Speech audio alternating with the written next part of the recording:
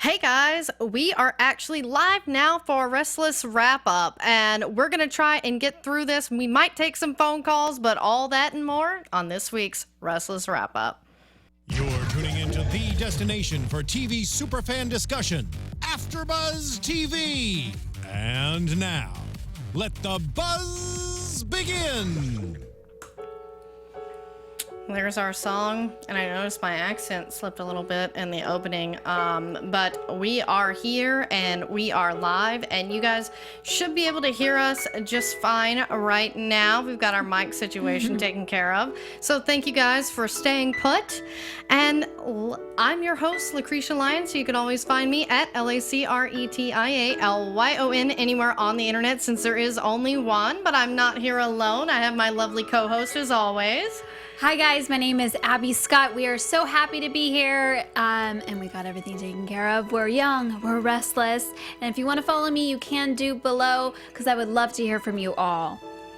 All right, so let's just get started here. It was a short week. We only had 3 episodes, so hopefully that means we can take some phone calls here at the end, because we'd like to know what you guys are thankful for on The Young and the Restless. But let's just talk about, we'll start out with Jack's story, because I thought the Abbott Thanksgiving was kind of my favorite, because he ate Victor's pie.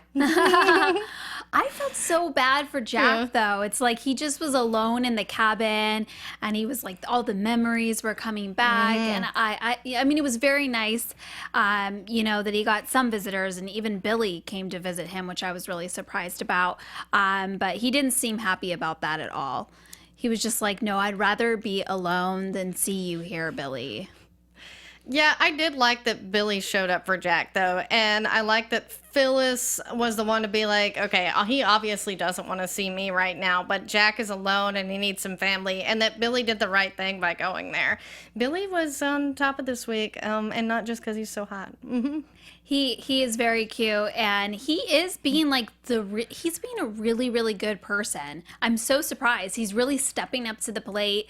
He's being there for Victoria. He's kind of, trying to level with Jack, because it is his brother, and he knows that's what his dad would have wanted. So he's kind of biting the bullet and, just kind of trying to like push Jack back together with Phyllis, because he knows that they both love each other and they really do want to be together, Yeah, and that Billy hasn't spilled the beans. Where am I going with this? And Billy hasn't spilled the beans. I got dirty about Victoria's, Travis issue. Like, he knows that Travis actually slept with Michelle, and he hasn't said anything. Yeah. I'm just waiting. I'm just like, come on, Billy, just say it. And I mean, even when she revealed that she agreed to marry Travis, it's like anytime now, because I know Billy, it's gonna get to him, and he's gonna eventually tell her. And the longer the engagement goes, the harder it's gonna be for Victoria. So I hope that he steps up and tells her soon, so that it eases the pain a little bit, Yeah, it'd be nice to see Travis do it, but I don't see him doing it at this point. Travis is a lot like Billy, and I think that's what's so interesting, because now the dynamics have changed. Like, Billy's become the good one, and Travis is sort of falling, but Billy doesn't want him to fail, because he wants Victoria to be happy. So that's what I like in Billy this week, is how selfless he was. He's like, I want to spend time with my kids. And then when he realized Jack was alone, he went to him. Yeah. Yeah. And Ashley's the one that's kind of pushing him to kind of keep this secret. She's like, Victoria's so happy. Why, burst her bubble right now? But she does deserve to know. And that's what Billy kept saying. He goes, she deserves to know the truth and who she's marrying. Come on. As hot as Travis is, you want to know who you're marrying, what they're doing behind your back. And if they do it once, they can do it again. Yeah, I don't see Travis doing it again. I don't think that's in his nature, and I think he only did it because he thought all was lost with Victoria, but at the same time, it's just like, she does kind of need to know. And I like what Demo says in the chat, is like, why is Ashley telling Billy to keep quiet? And then Brandon Davis says, why weren't Tracy and Ashley at the Abbott cabin? I know they had some pretty lame excuses. Was it that they weren't feeling good? Yeah, Tracy was sick, and Ashley was gone on a business business trip. Yeah, business. AKA they weren't available for filming. Yeah, exactly. Yeah, no, I felt really bad. It really left Jack alone, and I don't know, it left Abbey and Summer oddly going there, which I thought was really sweet of them, but it just seemed kind of odd, and then they didn't know what to do, and then they burnt the turkey. It's like, oh my God. And it really seemed like Billy is the one that needed to be there. They bonded somewhat over the football.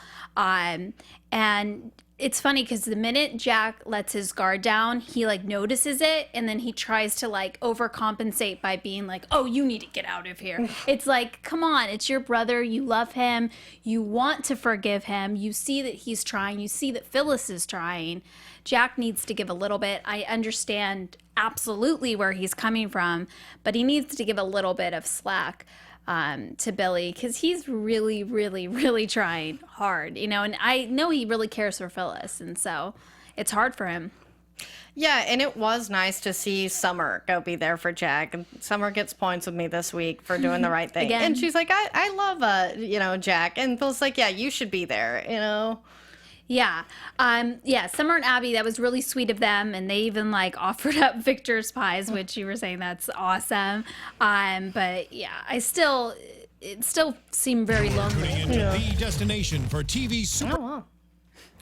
Well, we are We TV are. superfan destination. AfterBuzz. But yeah, we got some great comments in the chat. Dima says Jack is a CEO, but he can't hire a chef for Thanksgiving.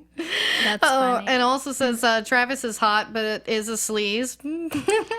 He is a sleaze. Aaron Brody says, yeah, right. They couldn't bring in Mrs. Martinez. Yeah. Oh my God, Mrs. Martinez. Yeah. Where's Noah? Yeah, Noah came in for a minute and then he disappeared. Yeah.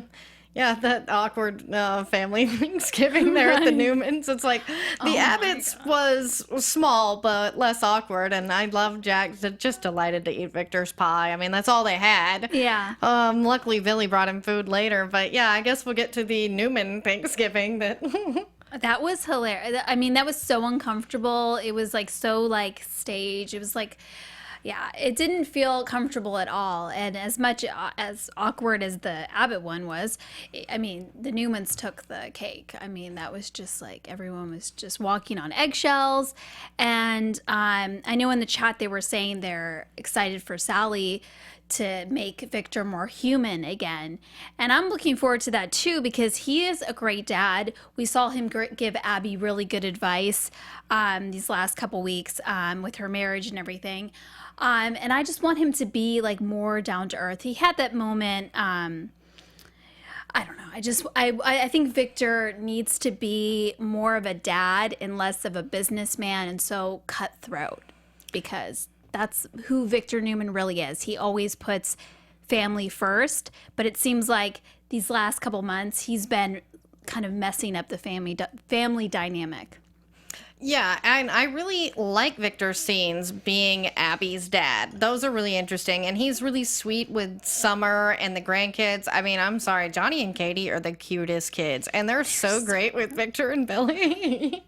They were like, Mommy's getting married. I'm like, oh my God, they're so little and they're talking. Oh, so cute. Yeah, they're really, really, and Faith is really, and that's what I was thinking of earlier, and I drew a blank. The moment with Victor and Faith was really, really cute. Yeah, that was sweet. Like, Yeah. I mean, Faith is just such a good little actress. I mean, I swear she's on more things than any of the adults combined. Like, she's part of the little Yeah. Dolly Parton movies. Right? Yeah. Yeah, she is absolutely adorable. And he has you could tell he loves his grandchildren no matter what. He will never put them in harm's way. So that's the Victor that we love. That's the Victor Newman that we love. So I just want to see, I think everyone is yearning to see more of that, and especially protecting his family. I mean, I know he thinks he's protecting his family, but it seemed like business and all that, like in vendettas, came first with Victor recently. And I hope he starts to put the family first. Yes, because as we say, the scenes with Faith and Abby and some are all his, girls. And, I'd like to see more of that and less of the, I'm going to get Jack, I'm going to get Hillary, although I think get Hillary's funny, but. Yes, Yeah. get Hillary. She's been terrible. Oh my God. But then she had kind of a redeeming moment. Candace Mack says Faith is going to save the family. I think so. Yeah, she's sort of what brings everyone together because, you know, she's old enough to know what's going on, but young enough to still be precocious and very innocent and wanting everybody to be together. And I just love how real it is, her talking about her feelings with Sharon to Chelsea and to Nick. And kudos to Nick on that little Thanksgiving outfit. I do have a picture later. Yes, kudos to him for dressing up for Faith. He was like, you know, don't worry. And that video was very professional. Yes, I was like, Faith has a future in directing. I know, right? Producing, directing, editing. She can do it all. She's going to take our jobs one day, yes. She already kind of is. We were talking about. Yeah, no, she is adorable, and I love the dynamic between her and her dad, and that is the place where she needs to be right now. She needs to be just a normal kid, not saving the family. You know, I mean, that's a lot to put on a little girl, but she's doing it. She's trying to be the voice of reason, and it seems like so strange a little girl has that much power over the adults, but she does. She's almost smarter than the adults. She has, like, you know what I mean? She's giving them advice and telling them what to do, and I think it's going to work, you know, especially with Victor, because he cares so much about his grandkids. So he'll be like, if you say so, Faith, I will do that. Especially with his mom, you know? Yeah. With her mom. Yeah, oh, Sharon. It's like, why do you have to insinuate yourself in a situation where you know you're not wanted? And I love how because Nikki and Sharon's fights are just always some of my favorites. She's like, you're not invited. Dylan is. Just telling her straight up, you know, he's still a part of this family.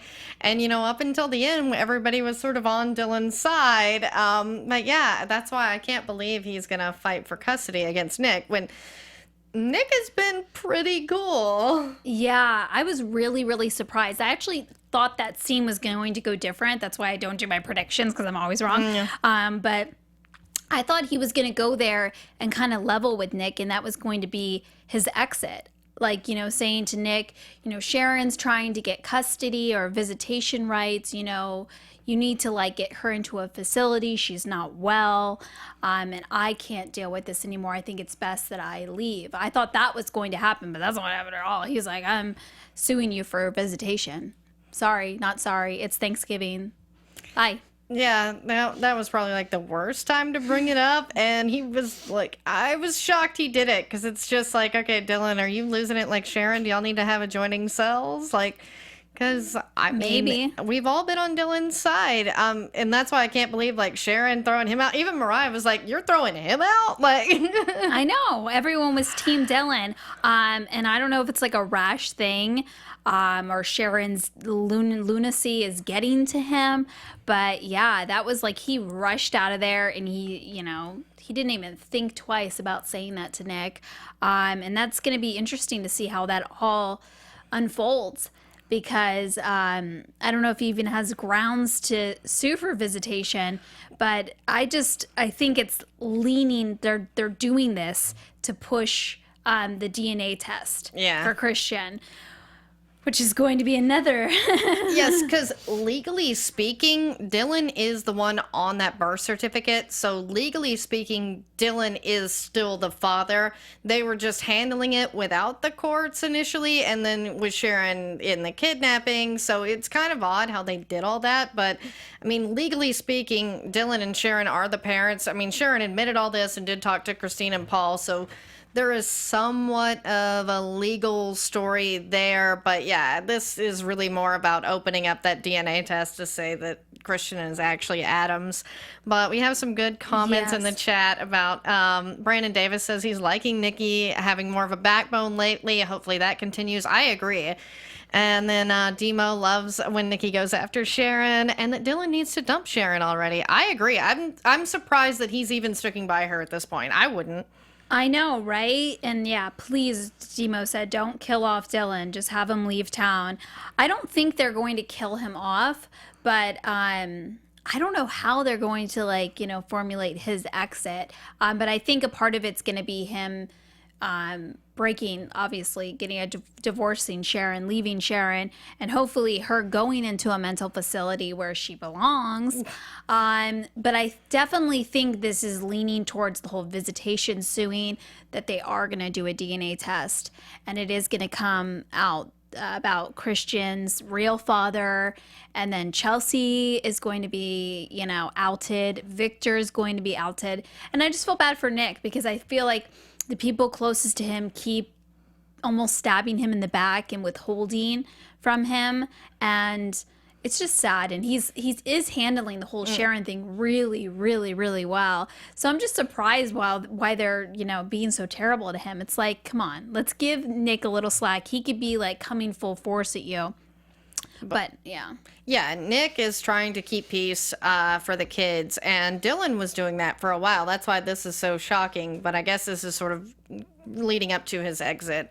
But yeah, I love Candace Mack's comment that Nikki and Sharon is this generation's version of Katherine and Jill. I really like that.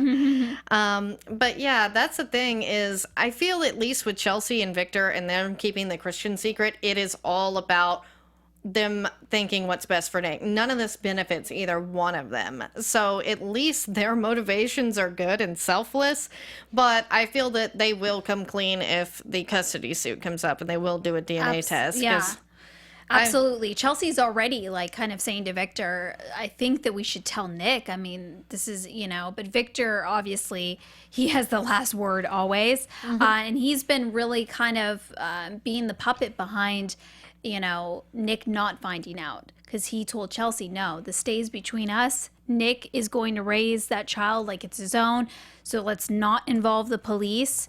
And Chelsea kind of put that in Nick's ear, and he listens pretty much to everything Chelsea says. So if she says, don't call the police, don't, pursue any charges against Sharon, he doesn't, No. He even came to her defense because of Chelsea. So Chelsea is really instrumental in Nick not finding out.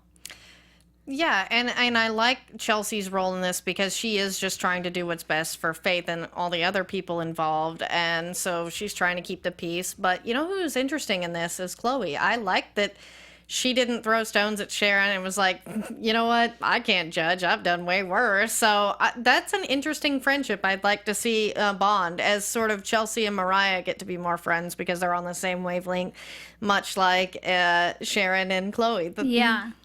Yeah, Chloe was very sweet to Sharon, and she was just kind of like, we both been through a lot. We should be there for each other. That's what friends are for. And I think Sharon really, really needs that. And you can tell, like, she immediately ran and hugs Chloe. But I think Chloe feels that way because she's withholding Bella's father. So, I mean, she's probably just as bad, if not worse, than Sharon, and she knows that. And I thought it was a little strange that Kevin threw shade. It's like, does Kevin know something? It's like the way he formulated that, and then he backtracked. But I don't know when they're gonna find out who Bella's father really is. Yeah, and it's going to be interesting. I know people keep saying they already had a DNA test and it said it wasn't Kevin's, but I'm just like, you guys are aware every single DNA test that has ever been taken in YNR has been switched. I'm not going to stand by that. It might be, I wrote this in the YNR wiki, so it might not be that accurate, but it's pretty close to say that, Summer, Faith, no, I mean, every single one of these kids has been switched at some point. So that's why I'm like, that DNA test on Bella saying Kevin wasn't the dad doesn't mean anything in Genoa City. They need a Brad Cooper on the staff at their hospital. He can do a DNA test. Yeah, or Jerry Springer. You are not the father. I think that's Maury. But I mean, I'm really curious to see. I think Kevin, but it may be Billy. I think she thinks it's Billy, but it's going to be Kevin. But I don't know why she wouldn't want Kevin to know. Kevin makes an amazing father. He's already there for Chloe. I just don't think Chloe is quite in the right frame of mind. I think she's pretending a lot that she's okay, and she's really not that okay.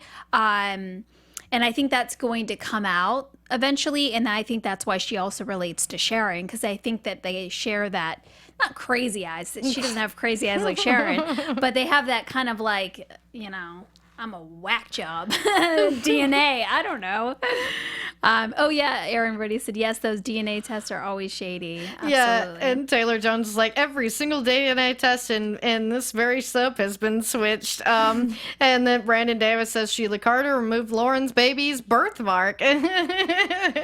See, it's not just me. I'm like, has anyone ever been actually the first choice of that? Like, you know what? Sheila, they need to bring her back. Oh, I love Sheila. Talk about crazy. Oh my God. I used to I watched back in the day when Sheila was on. Oh my God. Yeah, I loved when Michelle Stafford played Sheila because she got plastic surgery to look like Phyllis. Oh, that was so good.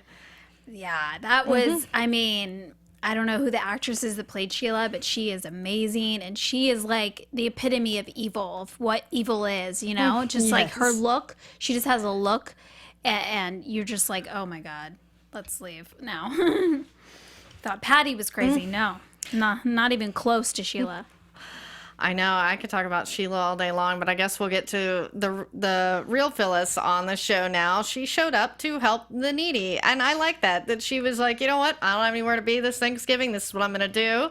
And lo and behold, Billy and Jill. I love Jill's branding, by the way. That was so shameless. This is why Jill is my favorite.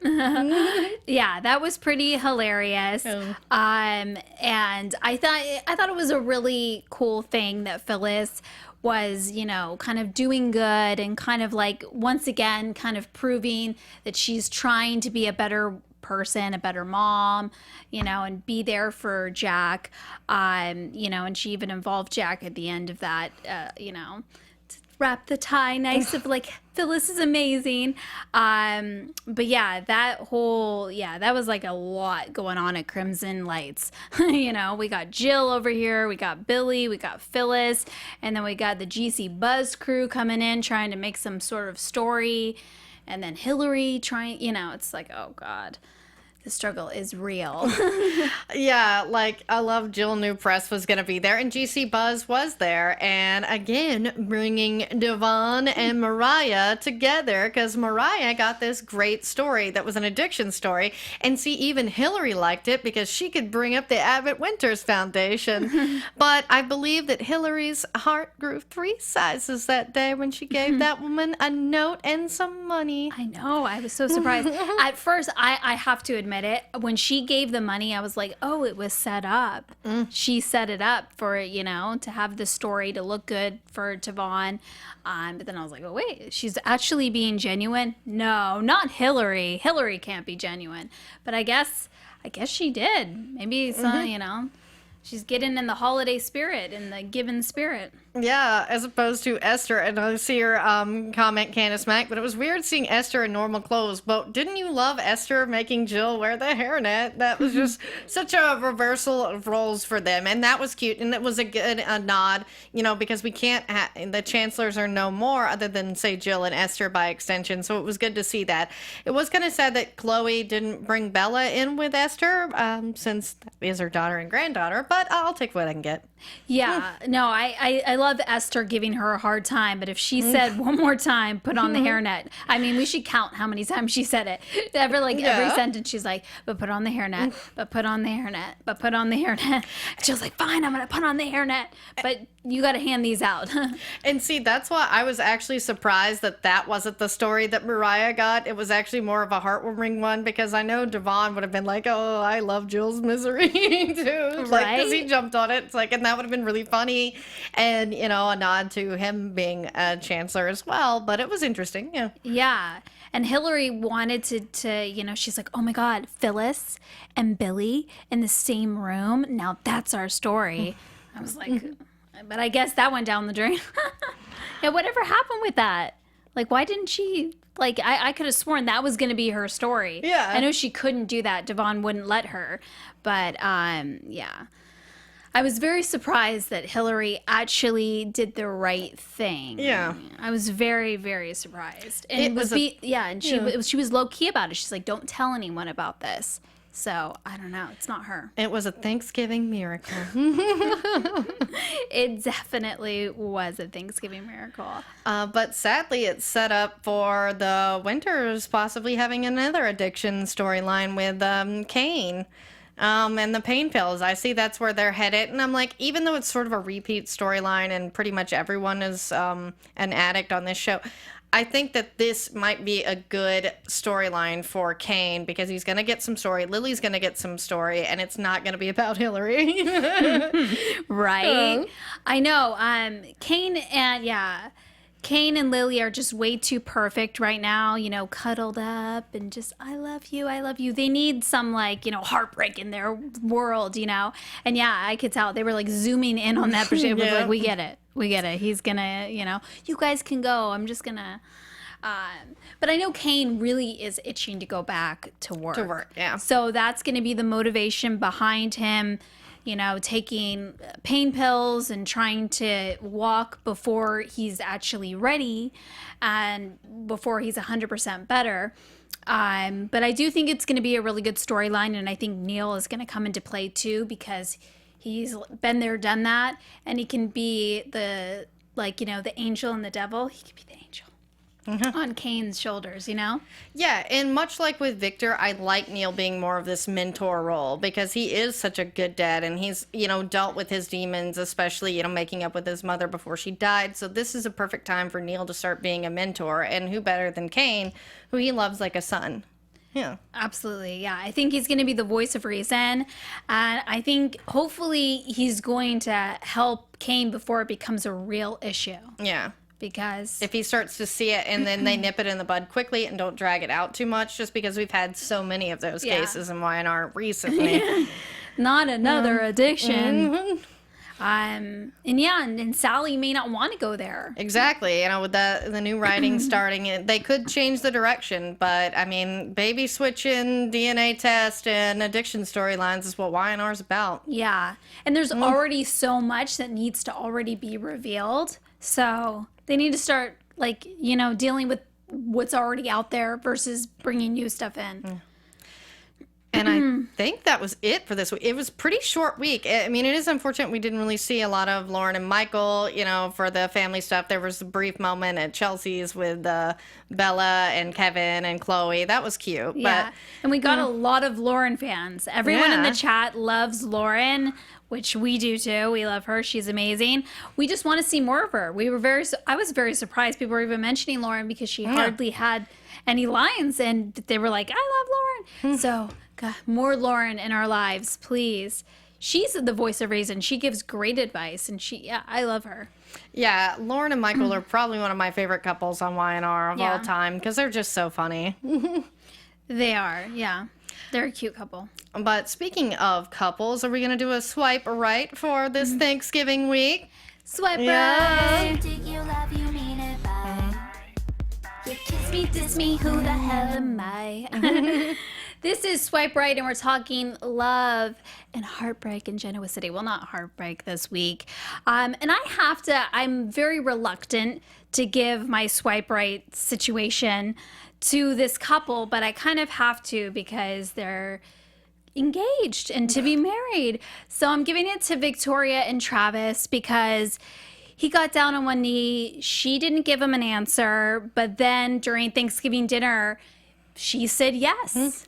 And the best part was when Travis stood up to Victor. I forgot exactly what was said or something like that. Oh, yeah. He said, I'm not marrying you. Yeah, I love that. Yeah. Because he was like, Victor was like, you know, you're supposed to ask me for my daughter's hand in marriage. And he was like, well, I'm not marrying you, Victor. And I'm like, wow. This guy has balls to stand up to Victor. But it is kind of true, but it is old school. And I thought Travis was a little more old school than that. But Victoria said yes, so I guess it doesn't matter. And I think this is going to be a short engagement. But for this week alone, I'm not going to give it to Phyllis and Jack because I don't know what's going on with them. We're gonna give it to Victoria and Travis for their little moment of love. But yeah, it's gonna be short-lived. Yeah, and I guess that brings me to my winners and losers of the week. My winner this week, I'm going to give it to Chloe because I really like that she, seemed to have her stuff together this week and was so cool to Sharon, even though Sharon doesn't need it right now. I think, like, the fact that Chloe was like, you know what? I can't throw stones. I'm going to be cool with you, Sharon. And it's good to see her have a friend, whether we agree with what Sharon did or not. But then that brings me to my loser, and I hate to give it to him because, I'm really upset about Steve Burton leaving. But Dylan ruining the dinner with suing for custody. It's like, where did you come up with that? What are we doing here? Yeah. I don't like the direction this is going. Yeah, I don't really like it either, and it's very unlike Dylan, but I think it's necessary for the evolution of finding out who Christian's real father is. So Yeah, I'm guessing that's really the setup here. But let's get into some happier things, like what we're thankful for. I put this lovely picture of Nick Newman in Face Video about since, he's a pilgrim and he's an Indian, and what great camera tricks that Faith pulled, and what a good dad to be such a good sport. I know. Does Nick have a twin? Yeah. Yeah, that he was such a trooper to do that for his daughter. He really is like father of the year right now. And yeah, he looked pretty ridiculous, but hey, if someone can pull it off, it's Nick. Yeah, and since we're thankful for Nick and being such a hot, adorable dad, what are you guys thankful for? We're actually going to see if we can try to take some phone calls and let you guys in on the action. Are we going to get phone numbers? Phone number? Yeah, and then we'll pull up here for us. And while we're waiting on that, we'll get into some quick predictions. Yeah. I know, we're throwing all these things out there. AFTERBUZZ TV predictions. I love that the demo keeps saying Sharon has got to be drugging Dylan for sure. And that would make a lot more sense that she's been drugging him. That's why he's staying with her and why he's going to this crazy custody battle thing. Yeah, Dylan is just not acting himself, especially in the last couple days. And with this, confronting Nick, it's just not really in his, it's not in his character. He's normally the cool, calm, and collective type. Yeah, and that's why I'm like, it's so out of left field that drugging does make total sense. Yeah. So is that your prediction? Yes, that Dylan is being drugged or he's a robot. All right, guys, let me put the phone number up for you. Yeah. You can start calling in and letting us know your thoughts. And what you're thankful for. All right, we do have a caller. Hello, this is the Restless Wrap-Up, a.k.a. the Y&R After Show. Who are you and where are you calling from? Hi, guys. It's Candace Mack. How Hey, you doing? Candace. Yeah, thanks for sticking with us.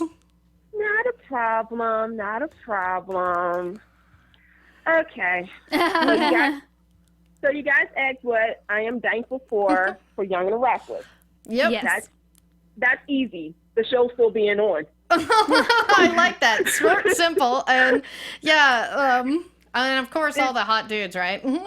Hello. Yeah.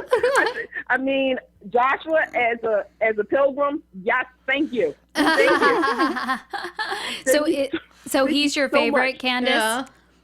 Oh my God. I mean, there's so many hot guys on that show Yes. that when I saw that picture, I was like, really? Like, okay. Like, thank you.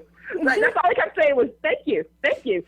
But, yeah, I mean, I'm just really thankful. Like I said, I'm thankful for the show still being on. I'm thankful that there's going to be new writers, that we're going to go back to old school Young and the Restless.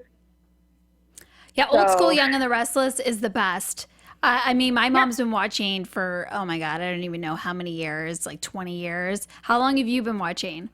Without revealing too much. I think, in all honesty, I mean, I'll be honest. I mean, I'm an '80s baby, so I think when I literally came out of my mom, Yeah. Young and the Restless theme song played, and I was like, oh. Me too. I watched it with her. I was like, wow, that's a really good show. I think it is. It's one of the best soap operas that are out there. It has a great storyline and it really hooks you, Yeah, that's why it's been Yeah, number one for years. Yeah. Exactly, and it always connects the families. I mean, everybody's been through the Newmans and the Abbotts and the Chancellors and the Winners, and so they stick to the history of the show. I mean, over the last couple of years, a little out of balance, but they've always connected the families. Yeah, and there's people that have been on the actors have been on the show for like 30 years. It's like, you know, there's been Exactly. Yeah, because when we went to the Y&R panel, like, I mean, they showed like one of the first episodes, and it's like they were like babies on the show. Yeah. Like they grew up on the show. Mm-hmm. Yeah, and Exactly. that's the thing with Steve Burton leaving, as someone who sort of came over and is a full-time watcher when he came in, and he started on General Hospital, which I've watched my entire life. It's so Right. going to be so weird not to see him on screen. So I'd imagine for the Y&R viewers, like, just imagine it'd be like Sharon Case leaving the role of Sharon. Yeah. I mean, it was just like that with Heather Tom. When Heather Yes. Tom left as Victoria, you know, it was like, you know, we watched her grow up. You know, Yeah. and now she's kicking butt over Bold and Beautiful. Oh, yeah. So it's, you know, Don Diamont is another person that we all, you know, remember. You know, Yeah, I miss Brad so yeah. much. Yeah.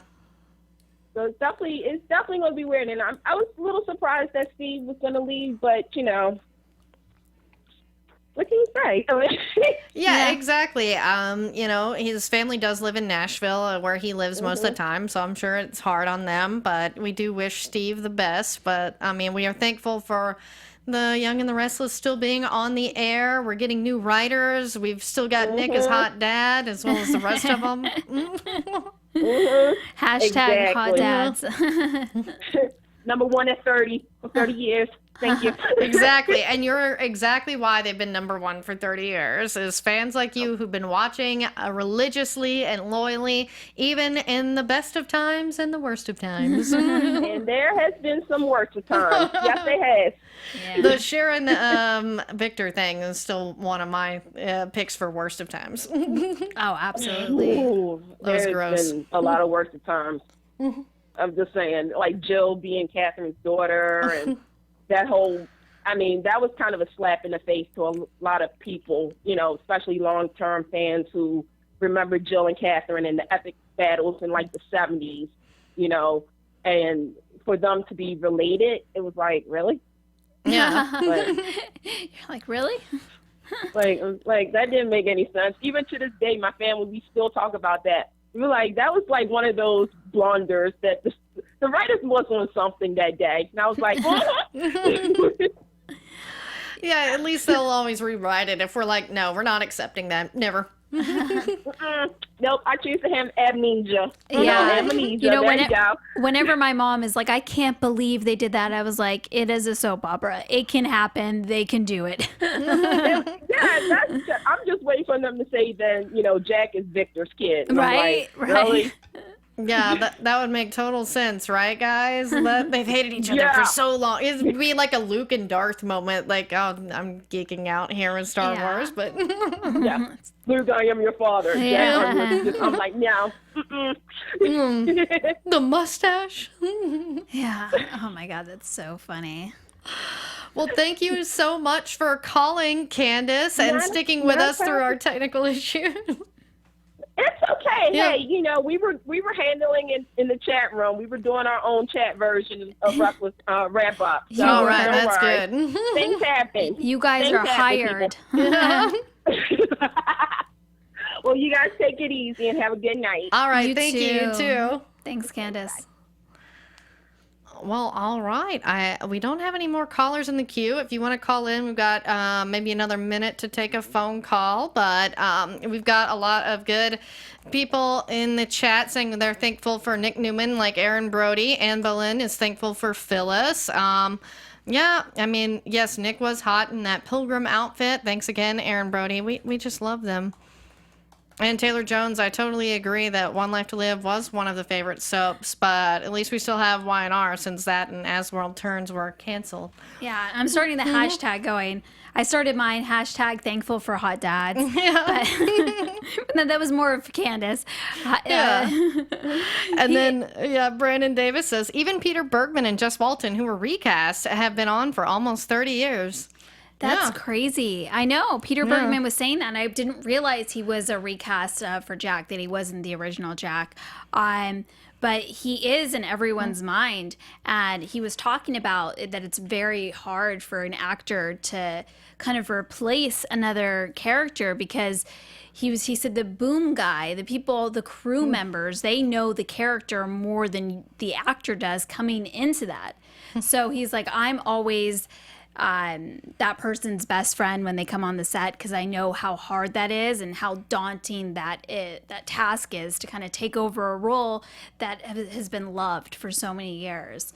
But Jack must have been like very quick, because he's been, what were we saying, 30 years? Yeah, Crazy. I didn't realize until much later that Jack had been a recast anyway. Much like, I think it's Blair Kramer on One Life to Live. Like, the original actress was Asian. It wasn't Southern Cassie DePaiva, but, most of us still associate her with the role and thought she originated it. But nope, it was played by somebody else. So it's interesting to see.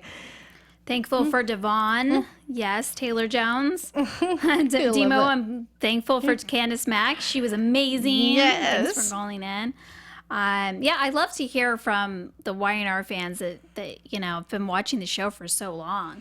Yeah, Candace Mack says on here that today is Peter's Y&R anniversary, and Demo is thankful for Billy. So am I. I love Jason Thompson as Billy. Oh, he does my Canadian. He does, yeah. He is. You know what? Jason's a really amazing actor. He really, he's awesome. He loses himself in the role, and you can really tell that. So I really like him as Billy. Yeah, I think he has a much better dynamic with Jess Walton that had been missing for so long with a lot of the Billy recast, and I like that part of it, because there are times where he's ad-libbing and she's just laughing for real. Yeah. I know they have to add. There's so it's crazy the scripts that they're given and how much they have to actually retain and memorize. And I think it just depends on the director, not even the writer. I think some directors want you to really keep to the script, and other ones let them have more fun. Yeah. Well, I think we're going to wrap it up, guys, since we don't have any more phone calls coming in. Thank you so much for joining us and sticking with us through our technical difficulties. We even were able to take some phone calls, and we have you guys in the chat here. I'm your host, Lacretia Lyon, so you can always find me at LACRETIALYON anywhere on the internet, since there is only one. And this week, I'll be all over the DC universe at AfterBuzz TV due to the crossover, so I'll definitely be on Legends, where you see me normally. Arrow, and who knows what else, because we're even doing a wrap-up special at 11 a.m. Pacific time on Friday. How about you, Abby? Where can they keep up the conversation? Thanks so much for tuning in, guys. You can follow me everywhere, Abby Scott1, Twitter, Instagram, Snapchat, and everyone in the chat saying happy birthday, Gina. I guess it's her birthday tomorrow, so happy birthday, Gina. She plays Phyllis. Yeah, happy birthday, Gina Togioni. And that is it for us. Thank you guys so much.